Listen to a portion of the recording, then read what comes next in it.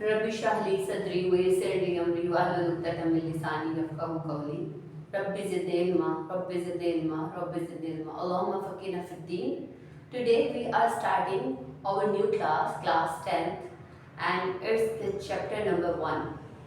इस chapter number 1 को करने से पहले हमें कुछ कॉन्सेप्ट्स को क्लियर करना है, क्योंकि जब भी कोई चैप्टर कोई एक्सरसाइज हम स्टार्ट करते हैं तो हम डायरेक्ट उसको सॉल्व करना स्टार्ट कर देते हैं. जैसे कि जब मैंने आप क्लास 9 का चैप्टर 1 स्टार्ट किया तो मैंने आपको उससे पहले उसका सारा कॉन्सेप्ट की क्लैरिटी की, फिर हमने उसके एक्सरसाइज को सॉल्व किया.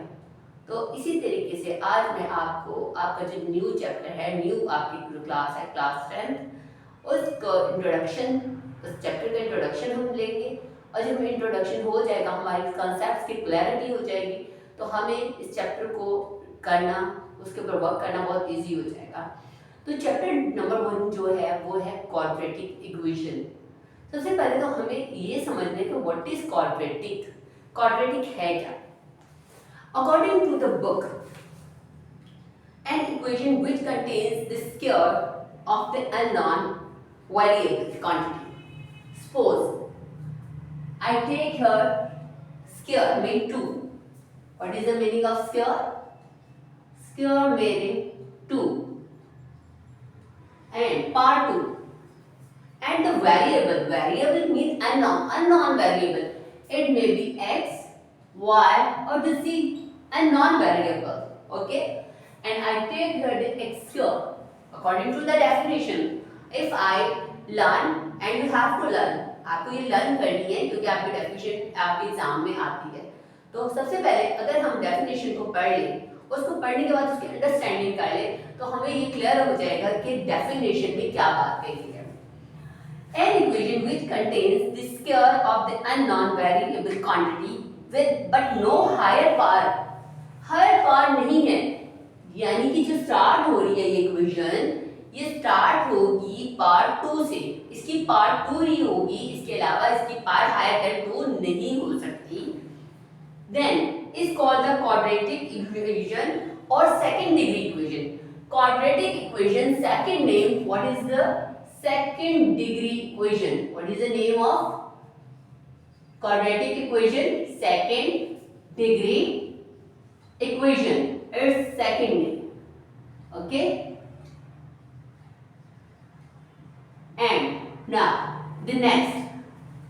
What is the equation? So if we take a second degree equation in one variable x, variable means x, and plus if I say its coefficient a, coefficient b, and the variable highest power x square. Now the power is decreasing 2, then power 1, and the constant, I say it is the constant c, and it is equal to 0. अब ये हमारे पास, ये तो हमारे पास एक equation थी quadratic की. अगर हमारे पास एक क्वेश्चन आता है और उसका आंसर है वो इस फॉर्म में आ जाता है, तो हम उस आंसर को हम कहते हैं इट इज द जर्नल और स्टैंडर्ड फॉर्म. इफ आई से here is the answer of 6x square plus 2x plus 3, it is equal to 0. So it is the journal or standard form. Journal or standard form. Okay, it is called, it is the journal or the standard form. अब हमारे पास जो new हमारे पास इसमें एक concept है. Here is the concept of the pure quadratic. Where what is the meaning of pure quadratic? Where this variable, where is the power, जहाँ पर x की पावर 1 है, उसका जो आपका वेरिएबल है, उसका जो कोफिशिएंट है, कोफिशिएंट b है, तो कोफिशिएंट b जहाँ पर it is equal to 0. If in the pure quadratic, okay, in the pure quadratic equation, okay, in the pure quadratic equation where b is equal to 0, so it is in the form of x square if it is in the form of ax square plus or minus constant may be, if I say, so it is the pure quadratic, and I am writing here it is in the journal form 6x square or x square minus 16, it is equal to 0. I say it is also the pure quadratic. Okay, what is this second mid value of the quadratic is not there. यहाँ पर जो है हमारे पास जो x की power 1 है वो यहाँ पर नहीं होगी, और जस्ट आपके पास 2, एक आपकी हाईएस्ट पावर स्क्वायर की और एक कांस्टेंट, जस्ट ये होगी, तो हम ये कहेंगे कि ये क्या है, प्योर क्वाड्रेटिक इक्वेशन है। अब हम चलते हैं नेक्स्ट इसके क्वेश्चन की तरफ, जो पेपर में आपसे आस्क किया जाता है मोस्टली कि right the solution of the quadratic equation. So the question of the solution of the quadratic equation is done by two methods. Okay, it is solved by the two methods. One is first is factorized and other is the completing square. Okay, and the very important thing which is on the page number, and it is very important thing which is also because in the paper come जो question में आपका question आपसे ask किया जाता है paper में, वो होता है कि डेरिवेशन ऑफ क्वाड्रेटिक फॉर्मूला, कि आपने ये जो डेरिवेशन है इसको बताइए कैसे होती है। लेकिन ये अभी हमारी एक्सरसाइज जो 1.1 है इसमें नहीं हम करेंगे, इसके जो कॉन्सेप्ट्स है इंशाल्लाह जब हम 1.2 की तरफ आएंगे तो इसकी डेरिवेशन को, इसकी एक्सरसाइज को सॉल्व करने से पहले हम इसकी डेरिवेशन को अंडरस्टैंड करेंगे, और जब हमें डेरिवेशन की अंडरस्टैंडिंग हो जाएगी तो फिर हम इसको इजीली कर सकते हैं। So there are the two methods solution of quadratic equation. Here I am writing solution of quadratic equation.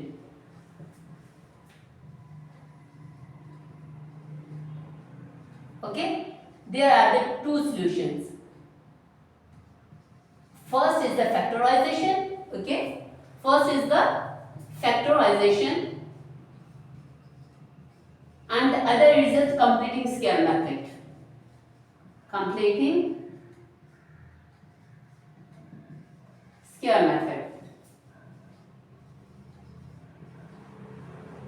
Understand? Completing square method. Okay, now its question is example 1 and there are the different things. If I solve its example 1, example number 1 at the page number of your book at the page number 2, page number 2 पर आपके पास एक example है इसकी, और उसको अगर हम solve करें तो हम बताएं हम कैसे सॉल्व करेंगे। And there is the example 3x square minus 6x equal to x plus 20. Okay? सबसे पहले तो हमने क्या करना है, इसको क्वाड्रेटिक बनाना है। हमने इसको क्वाड्रेटिक बनाना है। क्वाड्रेटिक कैसे बनाएंगे? 3x square minus 6x, here is the plus x, when it comes to the other side, जब दूसरी साइड पर आएगा तो ये माइनस हो जाएगा, प्लस 20 चेंज किस में हो जाएगा, -20, प्लस 20 से जब दूसरी साइड पर आया तो -20 हो गया। नाउ 3x स्क्वायर, अब ये देखिए यहाँ पर बोथ साइड है, वेरिएबल सेम है x, तो प्लस होगा बट साइन हम किसका लगाएंगे, माइनस का। Here -20 it is equal to 0। Now we come on the next step. Here I mention here a is equal to a is the real number a b and c जिसको हम donate करके हम इसको refer करेंगे its coefficient a, other coefficient b and a constant c. Okay, a is equal to 3, b is equal to -7 and c is equal to -20. But here we are doing, यहाँ पर हमें जो question है, question की जो demand है उसके according हमने इसको सॉल्व करना है by the factorization method, by the factors. यहाँ हम देखते हैं कि हमने इसके फैक्टर्स कैसे बनाने हैं। फैक्टर्स बनाने के लिए सबसे पहले हमारा जो क्वेश्चन है 3x square minus 7x minus 20 is equal to 0। अब यहाँ पर देखते हैं आपने क्या करना है, कांस्टेंट को आपने फर्स्ट वेरिएबल से मल्टीप्लाई करना है। यहाँ पर आप RW राइट कर दे रफ पर। जब हम 20 को -20 multiply 3 3 2 6 here, so it is the -60। अब हमने एक ऐसा पेयर लेना है जिसको हम मल्टीप्लाई करें तो -60 आए, और उसी पेयर को जब हम प्लस माइनस करें तो मिड वाली वैल्यू आए।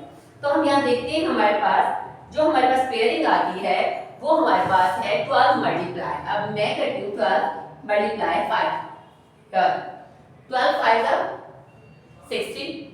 बट अगर हम 12 और 5 को माइनस कर दें, 12 में से 5 को माइनस कर दें तो हमारे पास जो आंसर आ जाता है वो आ जाता है 7। लेकिन हम यहाँ पर देखते हैं 12 और यहाँ 5 बोथ आर मल्टीप्लाई। बट अब हमें साइन का प्रॉब्लम है, हमें साइन किसके साथ कौन सा पुट करें? तो इजी, बहुत इजी मेथड कि हमने जो इनमें से बड़ी वैल्यू होगी उसके साथ वही साइन पुट करना है जो हमारे पास मिड वैल्यू में होगा। जो मिड वैल्यू के साथ साइन है वही हमने इनमें से बड़ी वैल्यू के साथ साइन करना है, पुट करना है। और यहाँ पर मैं पुट कर देती हूँ प्लस का sign, okay, plus minus, but here will be the -7x, okay 7। तो अब ये जो पेयरिंग हमारे पास आई है, अब हमने इस पेयरिंग को पुट करना है। अब हमने 7x को पुट नहीं करना, अब हमने 7x के फैक्टर्स को पुट करना है, क्योंकि हमने इसके फैक्टराइज मेथड से इसको कर रहे हैं। तो हम यहाँ लिखेंगे -12x plus 5x minus 20 it is equal to 0। अब हम देखते हैं यहाँ पर ये 2 पेयर, एक पेयर ये बना दिया और एक पेयर ये बना दिया। अब यहाँ पर देखते हैं कॉमन क्या है। यहाँ पर हमने कॉमन कैसे लेते हैं? कॉमन लेने का तरीका सबसे पहले तो हम देखते हैं वेरिएबल, एक वेरिएबल x स्क्वायर कॉमन नहीं ले सकते क्योंकि यहाँ पर x स्क्वायर नहीं है।